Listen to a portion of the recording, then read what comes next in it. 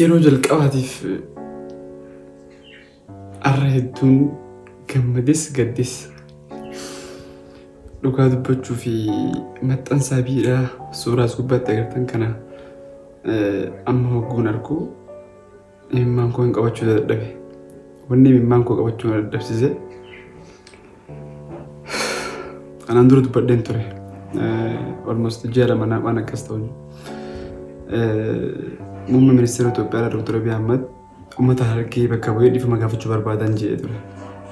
Egaa waan dubbadhe san irratti waa hedduu qabu ture. Waan yeroo sun dubbadhe keessaa addatti waan irratti xiyyeeffadhee dubbadhe keessaa tokko magaala uummanni keenya yookaan ammoo namoonni hawaasa bakka bu'aniitiin iddoo sanitti guyyaa sangaa fi muummicha ministeera 2019 yeroo Oromiyaa gargaraa deemee Abiyyiin daawwii godhaatiin ture san Harargees dhufee ture. Harargee yeroo dhufu dhimma parsonaalitii isaa irratti xiyyeeffatameetiin wanni hin barbaachifne baay'ee tokko haasa'amu ture. Egaa gaafa san ani gaafuma sanuu itti gaddeen ture. Amma immoo rakkoo gama baha Oromiyaa kana jiru baay'ee isaa hogguu ilaalu xiyyeeffannoo dhabas hogguu ilaalu bu'uurri rakkoo keenyaa muummee ministeera Itoophiyaatti dogongora. Namoota hawaasa bakka bu'anii iddoo sanitti argaman haasawa gadi bu'uu akkasii haasawuun isaanii dogongora ture jeessa waan dubbaddeef dhimma biyyaa, dhimma hawaasaa, dhimma misoomaa, dhimma hegeree dhalootaa gaafachuu dhiisanii dhimma dhuunfaa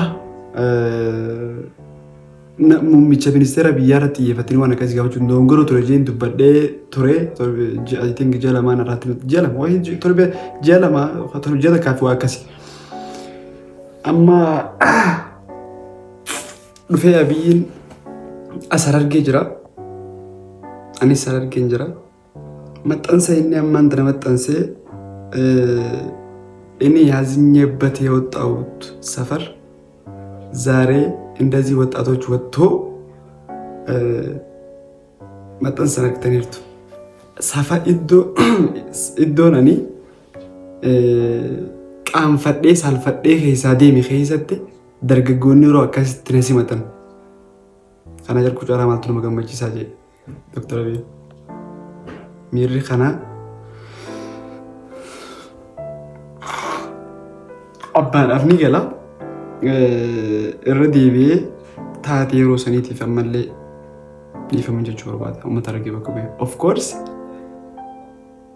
wanni ani dubbadhe sun bu'a qabeessa ta'uu isaa itti gaabbii qabaachuu keenya ana qofa miti. By the way waan kana dubbadhee qaamolee mootummaa keessaa namoota Harargee ta'aniitis kutaa biraa hedduun na qunnamanii waan ati kaaftu waan sirriitii galatoomii naggaadee jettaa barattoota jettaa barattoota yuunivarsiitii garaagaraa taraa waan kana dubbadheetiin ture dhiifama ni gaafadhe san booda namoota baay'een na qunnamuu ture.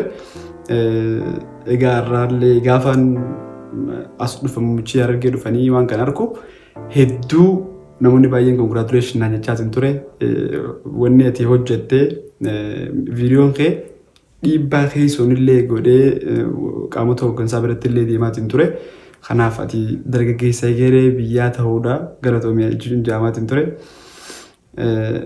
Imimmaan kun qabachuu dadhabe wallaahi yeroon maxxansaa biidhaa kan tanaa kan argu uummanni keenya gara laafisa akkamii akka ta'e walumaan argina. Dhaamsiin dhumarratti qabu jiraate muummee ministeera Itoophiyaa irraas ta'ee akkasuma hooggantoonni sadarkaa Oromiyaatis sadarkaa federaalaa xiyyeeffannoo uummata Oromiyaa kanaaf kennitanii akkuma dhuftanii agartan uummanni keenya gara laafisa fayyaaleessa akkasiin isin kabaju isin jaalatudha. Kanaaf piroojeektiilee takka takka osoo xiyyeeffannoo ittiin kennitanii fi harti maayaa haroon caacar akkasuma dabbaal mootii gaaraa dheettanii turtanii daandiilee garaagaraa Oromiyaa kana waa hedduu isii barbaachisa. Kana hunda xiqqoo xiyyeeffannoo akka itti kennitaniif kabajaaf ulfinaan isin gaafanna. Galatooma fadhaa.